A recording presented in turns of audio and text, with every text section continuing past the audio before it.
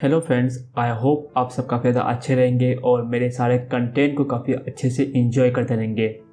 आज की इस वीडियो में मैं आपको एक्सप्लेन करने वाला हूँ स्प्रिंग वेव फ्लक्स के कंसेप्ट्स को, और इस वीडियो में बहुत ज़्यादा इंपॉर्टेंट कंसेप्ट देखने वाले हैं। प्लस हम लोग एक प्रोजेक्ट को भी इम्प्लीमेंट करेंगे टू अंडरस्टैंड रिएक्टिव प्रोग्रामिंग और to understand spring wave flux in details. So जो पॉइंट्स हम लोग कवर करने वाले हैं, अगर मैं इन शॉर्ट आपको बोलूँ तो पहले क्या देखेंगे, ब्लॉकिंग नॉन ब्लॉकिंग क्या होता है, स्प्रिंग वेव फ्लक्स की यूज करना चाहिए, R2DBs क्या होता है, मोनो एंड फ्लक्स का कंसेप्ट जो कि बहुत ही ज़्यादा इंपॉर्टेंट होते हैं स्प्रिंग वेव फ्लक्स के कंसेप्ट में, वो हम लोग देखने वाले हैं। सो वन बाय वन हर एक कंसेप्ट को समझेंगे। So let's begin with this our course concept cover in this video. So पहला कंसेप्ट हम लोग देखेंगे what is blocking and non blocking. ये बहुत ही इंपॉर्टेंट कंसेप्ट है। इसको हम लोग समझेंगे कि क्यों हमें रिएक्टिव प्रोग्रामिंग और स्प्रिंग वेव फ्लक्स का रिक्वायरमेंट पड़ा अपने पास। ठीक है, बिकॉज हमारे पास ऑलरेडी तो है प्रोजेक्ट डेवलप करने के लिए स्प्रिंग बोर्ड यूज़ करते हैं, बट वेव फ्लक्स का रिक्वायरमेंट किस लिए पड़ा वो हम लोग ब्लॉकिंग एंड नॉन ब्लॉकिंग के कंसेप्ट से समझने वाले हैं। देन हमारा रहेगा why spring reactive web flux, what is R2DBC, जबकि रिएक्टिव प्रोग्रामिंग के लिए हम लोग यूज़ करते हैं इस डेटाबेस कनेक्टिविटी का, तो वो हम देखेंगे ये क्या होता है। देन हम देखेंगे what are mono and flux. तो मोनो क्या होता है, फ्लक्स क्या होता है। ये दोनों कीवर्ड बहुत ज़्यादा इंपॉर्टेंट है हमारे प्रोजेक्ट को डेवलप करने के लिए। फिर हम देखेंगे important dependency to create our projects, यानी कि जो प्रोजेक्ट्स हम लोग क्रिएट करने वाले हैं इस वीडियो में, उसे क्रिएट करने के लिए कौन कौन से डिपेंडेंसी का रिक्वायरमेंट पड़ेगा वो हम लोग देखने वाले हैं। फिर हम लोग देखेंगे इंपॉर्टेंट एसटीपी मेथड, यानी कि कौन कौन से मेथड हम लोग इम्प्लीमेंट करने वाले हैं।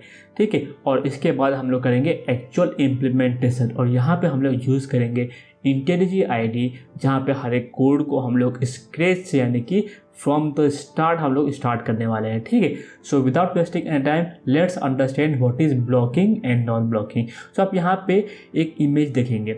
सो ब्लॉकिंग का मतलब क्या होता है कि सपोज मेरे पास एक प्रेजेंटेशन लेयर है जहाँ पे मुझे क्या मिलता है, n number of request. For example request 1 हो गया, रिक्वेस्ट 2 हो गया, request 3, n number of request हमें प्रेजेंटेशन लेयर पे मिलता है, और प्रेजेंटेशन लेयर क्या करता है, उस रिक्वेस्ट को एक्सेप्ट करता है।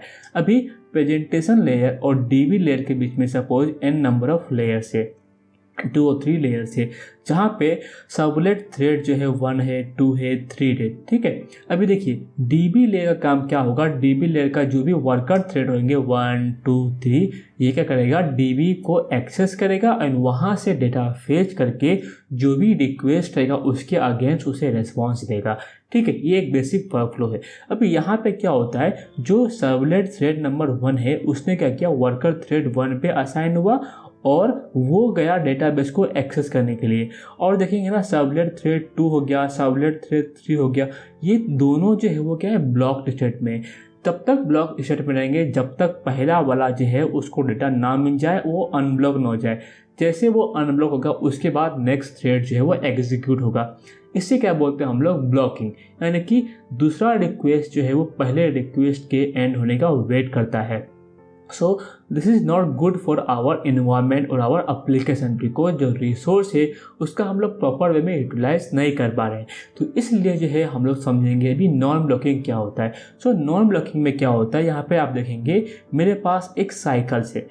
ठीक है, अभी मेरे पास प्रेजेंटेशन लेयर है, डीबी लेयर है, तो एक थ्रेड का क्या रहेगा, उसको असिंक्रोनस वे में एग्जीक्यूट करेगा। असिंक्रोनस वे माने कि एक रिक्वेस्ट जो प्रोसेस हो रहा है उसके रिस्पॉन्स का वेट नहीं करेगा, वो नेक्स्ट रिक्वेस्ट को प्रोसेस कर देगा।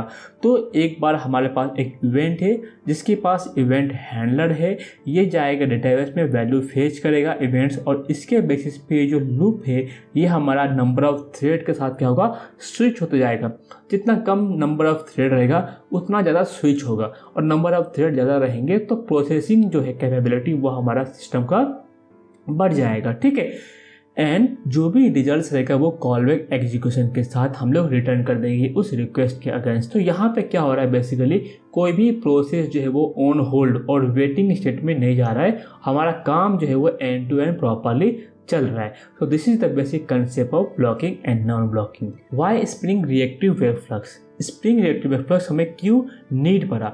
When a traditional or non-reactive Spring Boot application start, it maintains a preset thread pool to handle incoming request. यानी कि one thread pick up a request and serve it to the end. यानी कि एक thread का काम क्या होता है, जब हमारा एप्लीकेशन स्टार्ट होगा, एक थ्रेड स्टार्ट हुआ तो वो थ्रेड जो है एक रिक्वेस्ट को पिकअप करेगा और उसको तब तक प्रोसेस करेगा जब तक वो एंड ना हो जाए.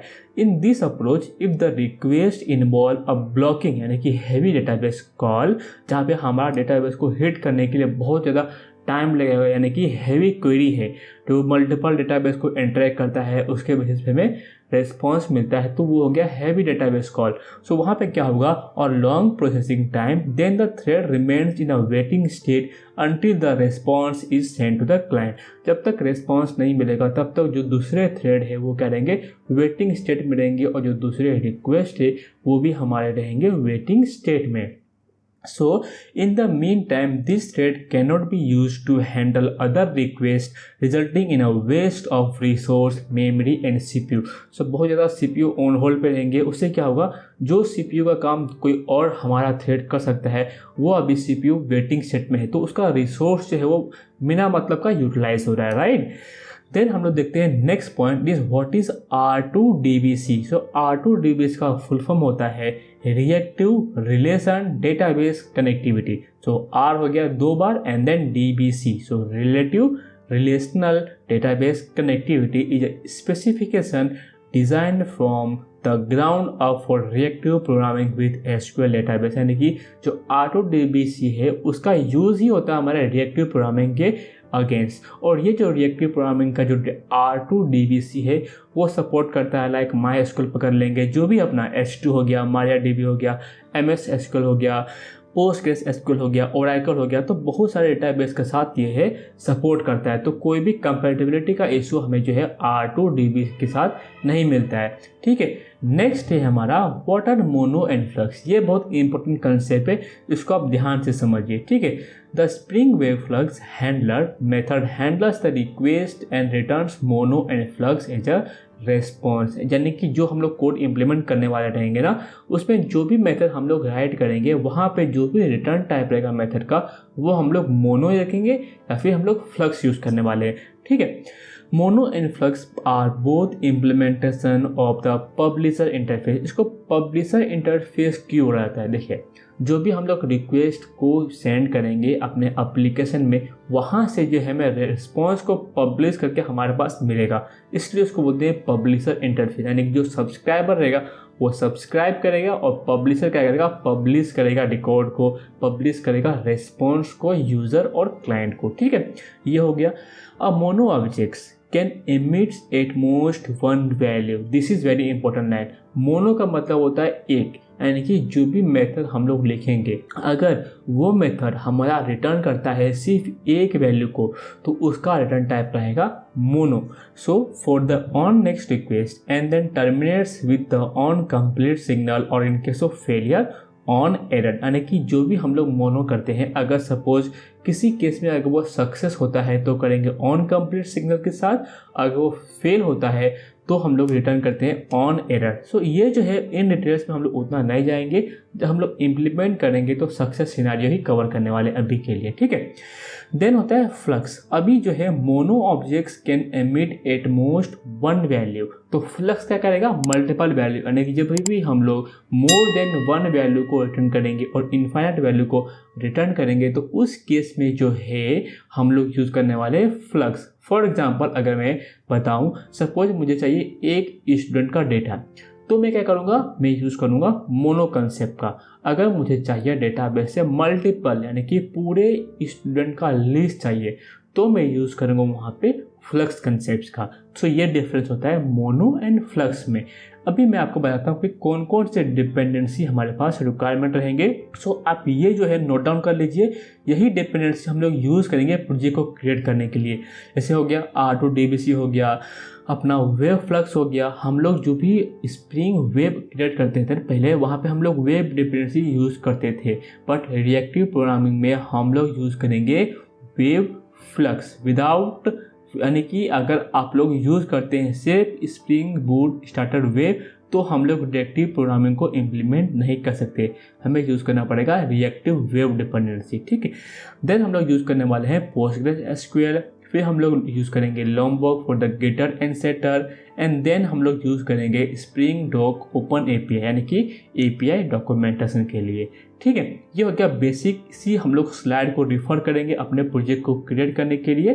ठीक है, then important HTTP method, so total 4 method हम लोग इम्प्लीमेंट करने वाले हैं, that is post to create a employee, get to read a employee, delete to delete a specific employee by ID, and then हम लोग देखने वाले हैं पुट, यानी कि कोई रिकॉर्ड को अपडेट करने के लिए किसी अगेंस्ट ID के अगेंस्ट।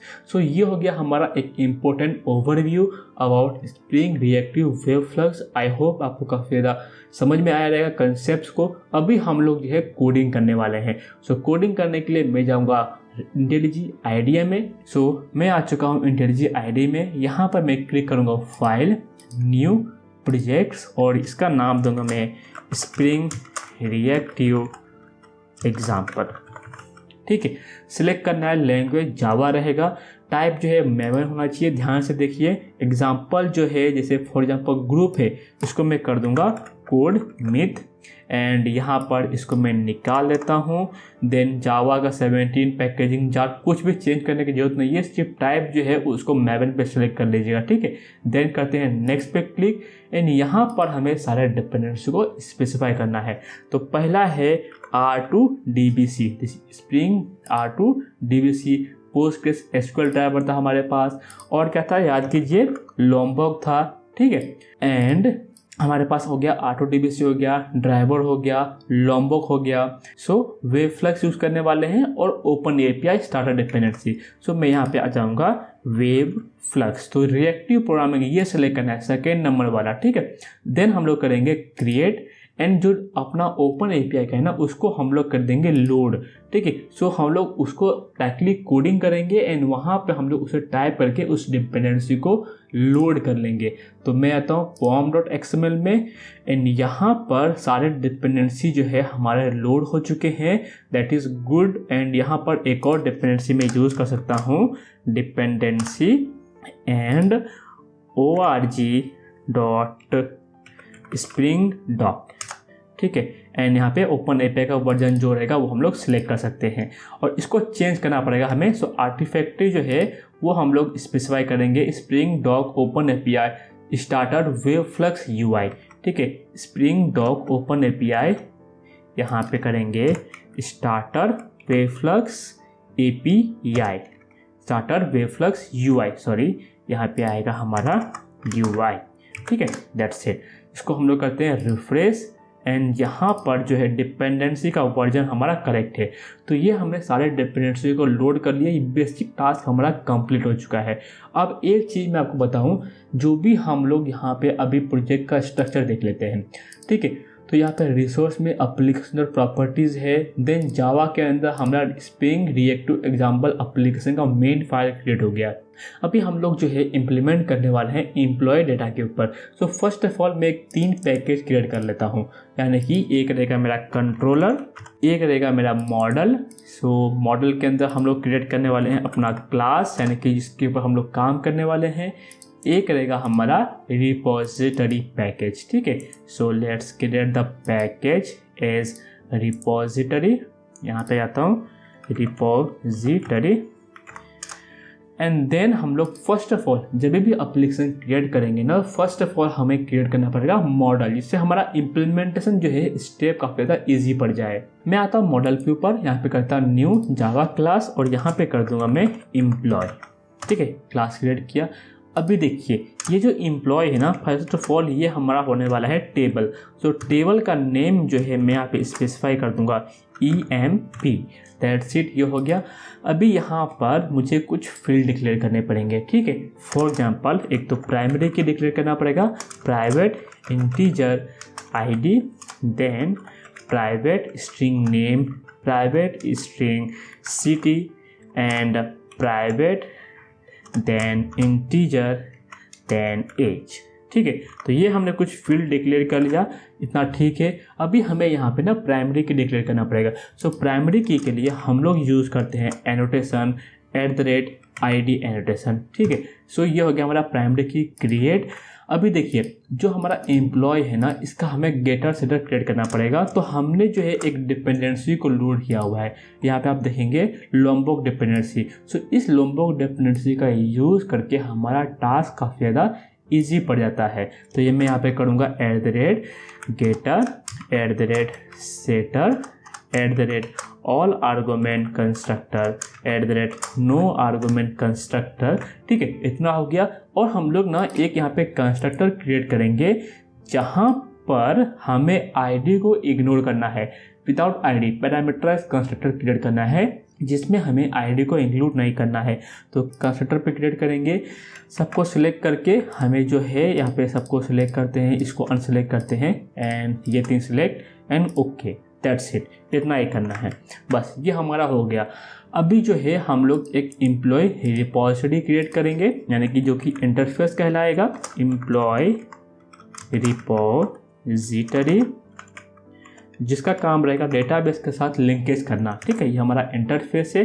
ये एक्सटेंड करेगा रिएक्टिव क्रड। ठीक है, रिएक्टिव क्रड रिपोजिटरी, जहाँ पे हमें स्पेसिफाई करना है पहला टाइप और दूसरा रहेगा हमारा प्राइमरी की का एटा टाइप। तो यहाँ पे आएगा एम्प्लॉय एंड इसको हमें करना है import, let import it, that's it. And जो प्राइमरी की है उसका टाइप क्या है, इंटीजर। सो यहाँ पर आएगा हमारा इंटीजर और इसको हम लोग डिनोट करेंगे @repository एनोटेशन से, दैट्स इट। इसको हम लोग करते हैं, निकाल देते हैं। ठीक है, तो ये हो गया हमारा कोड कंप्लीट रिपोजिटरी का। अभी हम लोग जाते हैं कंट्रोलर में और यहाँ पे हम अपना एक्चुअल इम्प्लीमेंटेशन देखना चालू कर देंगे। सो मैं यहाँ पे जाऊँगा न्यू जावा क्लास और यहाँ पे कर दूंगा मैं एम्प्लॉय कंट्रोलर, दैट्स इट। अभी एम्प्लॉय कंट्रोलर, सो इस कंट्रोलर को मालूम कैसे पड़ेगा कि हमारे एप्लीकेशन को कि ये जो फाइल है वो हमारा कंट्रोलर फाइल है। तो उसको डिनोट करने के लिए हम लोग यूज़ करेंगे @रेस कंट्रोलर एनोटेशंस का, और इस कंट्रोलर तक आने का जो पाथ रहेगा उसको हम लोग डिनोट करेंगे रिक्वेस्ट मैपिंग से, और यहाँ पर हम लोग करेंगे /emp, दैट्स इट। ठीक है, अभी देखिए हमारे पास मैंने एक एम्प्लॉय टेबल क्रिएट किया। अभी रिएक्टिव प्रोग्रामिंग का एक ड्रॉबैक ये है कि जो भी हम लोग टेबल क्रिएट करेंगे वो टेबल ऑटोमेटिकली एप्लीकेशन क्रिएट करने के टाइम और एप्लीकेशन रन करने के टाइम पे क्रिएट नहीं होता है, उसे हमें मैनुअली क्रिएट करना पड़ेगा। तो मैंने जो है वो इस टेबल का एक स्कीमा बना के रखा हुआ है। पोस्टग्रेस एसक्यूएल में हम लोग क्या करेंगे, इस टेबल को क्रिएट कर लेंगे। तो मैं आता हूँ पोस्टग्रेस एसक्यूएल में एंड वहाँ पर जो स्क्रिप्ट मैंने क्रिएट किया वो आपको समझाता हूँ और फिर उसको एग्जीक्यूट करके हम लोग जो है एम्प्लॉय टेबल को क्रिएट कर लेंगे। मैं आ गया हूँ पोस्टग्रेस एसक्यूएल में, यानी कि पीजी एडमिन में। अब यहाँ पे देखेंगे क्रिएट टेबल एम्प्लॉय एंड यहाँ पे आईडी हो गया, नेम हो गया, सिटी हो गया, एज हो गया। सो आईडी जो है बिग सीरियल। अभी एक चीज़ और ध्यान रखिए कि जब भी हम लोग आईडी क्रिएट करेंगे ना उसका डेटा टाइप हमें स्पेसिफाई करना है बिग सीरियल। ये अगर मिस कर देंगे तो आपका एप्लीकेशन जो है वो रन नहीं होगा। क्यों रन नहीं होगा, बिकॉज प्राइमरी की का एरर आएगा। सो आप ट्राई कर सकते हैं बिग सीरियल की जगह पे आप यूज़ कीजिए बिग इंट और एप्लीकेशन को रन कीजिए और डेटाबेस में वैल्यू को सेव करने का ट्राई कीजिएगा। आईडी का इशू आपको मिलेगा, तो उसे रिजॉल्व करने के लिए आप ध्यान रखिए आईडी का टाइप होना चाहिए बिग सीरियल। बाकी जो है उसमें कोई दिक्कत नहीं है। कंस्ट्रेंट में हम लोग प्राइमरी की को डिफाइन कर सकते हैं और प्राइमरी की हमारा होगा आईडी। इससे क्या होगा, जब भी हम लोग नेक्स्ट वैल्यू को सेव करेंगे आईडी जो है वो ऑटो इंक्रीमेंट होगा। तो इसको हम लोग करते हैं execute, let's execute it, query return successfully. And इसको अगर हम लोग करते हैं रिफ्रेश, अब यहाँ पे चेक करेंगे एम्प्लॉय टेबल हमारा क्रिएट हो गया है। और मैं यहाँ पे करता हूँ, इसको करते हैं cancel and select star from public dot employee, और इसको करेंगे अगर रन तो देखते हैं हमारे क्या आता है। देखिए आईडी हो गया, नेम हो गया, सिटी हो गया, एज हो गया। तो हमारा प्रॉपरली टेबल क्रिएट हो गया। अभी टेबल क्या है, एम्प्टी है। तो लेट्स गो टू कंट्रोलर। मैं आ गया कंट्रोलर में यहाँ पे एंड यहाँ पर जो है एम्प्लॉय रिपोजिटरी को हमें पहले ऑटो वायर करना पड़ेगा, बिकॉज इसी की का यूज़ करके और इसी ऑब्जेक्ट का यूज़ करके हम लोग डेटाबेस की ऑपरेशन परफॉर्म करने वाले हैं। So private employee repository, let's import it repository. और इसको ऑटो वायर भी कर सकते हैं या फिर हम लोग यहाँ पे कर सकते हैं all argument constructor, both are same. ठीक है, अभी देखिए फर्स्ट हम लोग इम्प्लीमेंट करने वाले हैं पोस्ट मेथड को। तो मैं यहाँ पे करता हूँ पब्लिक मोनो। अगर हम लोग सपोज यूज़ नहीं करते तो हमें क्या यूज़ करते हैं, पब्लिक रेस्पॉन्स एंटिटी, एंड वहाँ पे हम लोग कोई ऑब्जेक्ट को रिटर्न करते हैं in a normal REST API. But reactive में क्या होगा, हम लोग यूज़ करेंगे मोनो, एंड टी का मतलब क्या होगा, टारगेट, यानी कि टाइप क्या होगा। सो टाइप जो है वो हमारा होने वाला है एम्प्लॉय टाइप, एम्प्लॉय टाइप। ठीक है, ये हो गया। अभी यहाँ पे करेंगे हम लोग सेव, और जैसा हम लोग रेस्ट एपीआई में करते थे सेम चीज़ करेंगे। यहाँ पे करेंगे रिक्वेस्ट बॉडी, जहाँ पे हम लोग बॉडी को एक्सेप्ट करेंगे और पास कर देंगे एम्प्लॉय का ऑब्जेक्ट। That's it. इसको हम लोग निकाल लेते हैं, ये एक्स्ट्रा हो गया। ओपन एंड क्लोज करेंगे, एंड सेम चीज़ यूज़ करना है मुझे। यहाँ पे रिटर्न करूँगा रिपोजिटरी डॉट सेव एम्प्लॉय, बस इतना ही करना है। अब यहाँ पे एक चीज़ मिस कर रहे होंगे, क्या मिस कर रहे हैं आप नोटिस कर लिए रहेंगे। यहाँ पर मुझे डिक्लेयर करना पड़ेगा पोस्ट मैपिंग, और यहाँ मैं कर दूंगा /save। That's it. ठीक है, ये हो गया मेरा पोस्ट मैपिंग का कंसेप्ट कंप्लीट। इसके बाद मैं इम्प्लीमेंट करता हूँ गेट मैपिंग, पुट मैपिंग और डिलीट मैपिंग, 3 मार्क की हमारा, राइट। सो यहाँ पर मैं करूँगा गेट मैपिंग, यहाँ पे करूँगा /retrieve। ठीक है, देन पब्लिक। अभी देखिए हम लोग रिट्राइव कर रहे हैं, तो बेसिकली जितने वैल्यू रहेंगे सारे के सारे हम लोग रिट्राइव करने वाले हैं, कंप्लीट लिस्ट को, ना कि एक को। तो यहाँ पे इसको चेंज करके गेट कर देता हूँ। ठीक है, पब्लिक। और मैंने आपको क्या बताया था, जब भी पूरे लिस्ट को रिट्राइव करना रहेगा तो हम लोग यूज़ करने वाले हैं फ्लक्स, मोर देन 1 के लिए। तो मैं यहाँ पे करूँगा flux, then open and close employee, and यहाँ पे कर दूँगा इसको import, let's import this one, and यहाँ पर गेट ऑल एम्प्लॉय। ठीक है, then open and close brackets, यहाँ पे कर दूँगा बंद। ठीक है, इसको एक्स्ट्रा को रिमूव करते हैं, ओपन एंड क्लोज। अभी देखिए मैं यहाँ पे कर रहा हूँ रिट्राइव ऑल एम्प्लॉय और गेट ऑल एम्प्लॉय। तो मैं यहाँ पे करूँगा रिटर्न रिपोजिटरी और सेम हम लोग क्या करेंगे, फाइंड ऑल। फाइंड ऑल क्या करेगा, जितने एम्प्लॉय रहेंगे सब के सब हमें रिटर्न करके मिल जाएंगे। तो सिंपल सा कोड है, कोड काफ़ी सिंपल है, बट आपको समझ में आना चाहिए कि कैसे हम लोग उसे डेवलप करने वाले हैं। ठीक है, ये हो गया मेरा। अभी हम लोग करते हैं पुट मैपिंग। पुट मैपिंग में हम लोग क्या करने वाले हैं, एक तो हमारा रिक्वेस्ट बॉडी रहेगा और एक हमारा एक पैरामीटर पास करने वाले हैं, यानी कि पाथ वेरिएबल किसके अगेंस्ट हमें वैल्यू को अपडेट करना है। ठीक है, पुट मैपिंग का कंसेप्ट यही होता है, किसी आईडी के अगेंस्ट एक रिक्वेस्ट बॉडी को हमें डालना पड़ेगा। तो मैं यहाँ पे करूँगा @put mapping, then okay /update, okay no problem. फिर यहाँ पे हम लोग करेंगे open and close bracket, and यहाँ पे पास कर देंगे आईडी जिसके अगेंस्ट हमें अपडेट करना है। तो मैं यहाँ पे करता हूँ पब्लिक, एंड अपडेट करने के टाइम पर भी हम लोग एक ही वैल्यू को अपडेट करने वाले हैं, तो यूज़ करेंगे मोनो का concept, then update by ID, and यहाँ पर हम लोग एक्सेप्ट करेंगे रिक्वेस्ट बॉडी, देन यहाँ पर एम्प्लॉय कॉमा, यहाँ पे हम लोग इसको करते हैं मिनिमाइज, देन हम लोग यहाँ पे यूज़ करेंगे पाथ वेरिएबल का कंसेप्ट। सो पाथ वेरिएबल में हम लोग एक्सेप्ट करने वाले हैं आईडी। सो यहाँ पर आइदर हम लोग इसको ऐसा दिखा सकते हैं या फिर हम एक ऑप्शनल है, अगर दिखाना रहेगा तो आप दिखा सकते हैं, अदरवाइज ये आईडी का मैपिंग जो है हमारे इसके साथ हो जाएगा, इंटीजर आईडी के साथ। ठीक है, that's it. Open and close करते हैं, ये हो गया। अभी देखिए जो हमारे पास ये एम्प्लॉय है, इस एम्प्लॉय का डेटा मुझे अपडेट करना है इस आईडी के अगेंस्ट। तो मैं ना एम्प्लॉय में एक चीज़ करता हूँ, यहाँ पर एक एनोटेशन होता है बिल्डर करके। ये बिल्डर एनोटेशन बहुत ही काम की चीज़ होती है। तो मैं यहाँ पे करूँगा एक ऑब्जेक्ट क्रिएट, यहाँ पे so let's create object employee EMP, जहाँ पर मैं करूँगा एम्प्लॉय डॉट बिल्डर का यूज़ एंड इसके अंदर जो जो वैल्यू प्रेजेंट है मुझे इसके अंदर, वो सारे मुझे इस वैल्यू के अंदर सेव करना है, राइट। तो मैं करूँगा पहले id।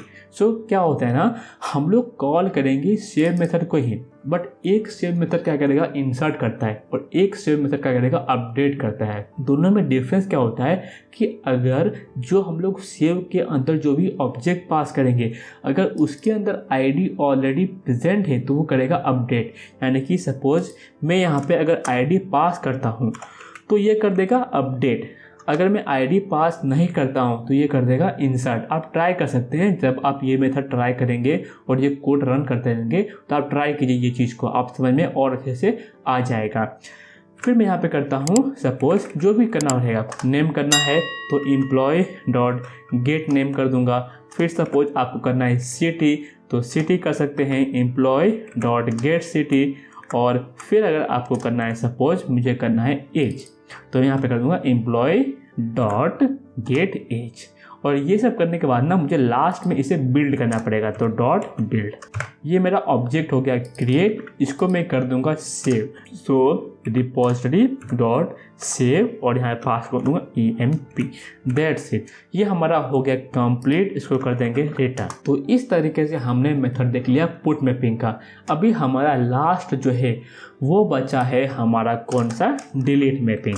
तो ये भी हम लोग देख लेते हैं, यानी कि हम लोग अपने एप्लीकेशन को इन वन रन में ही चेक करने वाले हैं। उससे क्या होगा, आपका टाइम ज़्यादा खर्च ना हो और यूटिलाइज ना हो। तो कंसेप्ट को समझना ज़रूरी है। फिर हम लोग एप्लीकेशन को रन करेंगे और जितने मेथड है उसको एक बार में ही टेस्ट कर लेंगे, तो इससे काफ़ी ज़्यादा बेनिफिट होगा कंसेप्ट को समझने के लिए।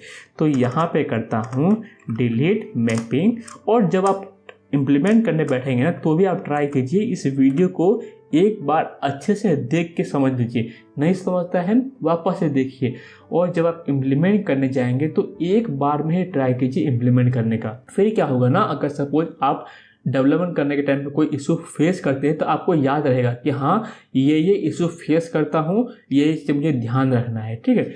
सो यहाँ पे करता हूँ id एंड देन इसको मैं करता हूँ पब्लिक। एंड देखिए जब हम लोग डिलीट करेंगे ना उस टाइम पे हमें रिटर्न नहीं कर सकते, बिकॉज वो वैल्यू ऑलरेडी डेटाबेस से डिलीट हो चुका है, ठीक है। सो यहाँ पे करता हूँ public delete by id, and यहाँ पर जब भी आप डिलीट नहीं करते रहेंगे तो यूज़ करेंगे हम लोग void। एंड यहाँ पर मैं करूँगा path variable, then open and close में id, एंड यहाँ पर यूज़ कर दूंगा इंटीजर id, दैट्स इट, ठीक है। ये हो गया मेरा क्रिएट। अभी मैं करूँगा रिपोजिटरी और डिलीट बाय id करके एक मेथड होता है जिसको मुझे कॉल करना पड़ेगा। सो यहाँ पे करता हूँ return repository dot delete by id। So ये मेथड को हम लोग यूज़ करेंगे और इसके बाद जो वैल्यू प्रेजेंट रहेगा id के अगेंस्ट वो हमारा डिलीट हो जाएगा। तो कोड हमारा ऑलमोस्ट रेडी हो चुका है। एम्प्लॉय है, सेव है, गेट है, अपडेट है, डिलीट है। तो इसको हम लोग सेव करते हैं। एप्लीकेशन में कोई भी एरर नहीं है। application.yml। अभी यहाँ पे ना हमें एक डेटाबेस कॉन्फ़िगरेशन करना पड़ेगा, तो इस प्रॉपर्टी फाइल को मैं रीनेम करता हूँ application.yml, ठीक है। बिकॉज हमें डेटाबेस कॉन्फ़िगरेशन नहीं किया ना, पोस्टग्रेस का जो कॉन्फ़िगरेशन करना है वो हमने नहीं किया, प्लस जो हमने स्वेगर का कॉन्फ़िगरेशन किया था ना यहाँ पे ओपन एपीआई का, वो भी नहीं किए हैं। तो एक बार मैं पोस्टमैन का यूज़ करके आपको बताऊंगा और एक बार हमें स्वेगर का यूज़ करके बताऊंगा, यानी कि ओपन एपीआई डॉक्यूमेंटेशन का। तो application.yml के अंदर मुझे डेटाबेस कनेक्टिविटी का कॉन्फ़िगरेशन यूज़ करना पड़ेगा। तो मैंने ऑलरेडी एक बना कर रख लिया है, मैं आपको वहाँ पे पेस्ट करता हूँ और फिर आपको समझा देता हूँ, ठीक है। तो यहाँ पे मैंने एक स्प्रिंग का जो डेटाबेस कनेक्टिविटी का कॉन्फ़िगरेशन है वो मैंने पेस्ट कर लिया। अब जो पॉइंट्स आपको नोट करने वाले हैं वो आप ध्यान से देखिए। तो एक होता है URL, जहाँ पर मुझे यूज़ करना है R2DBC, ध्यान से देखिएगा।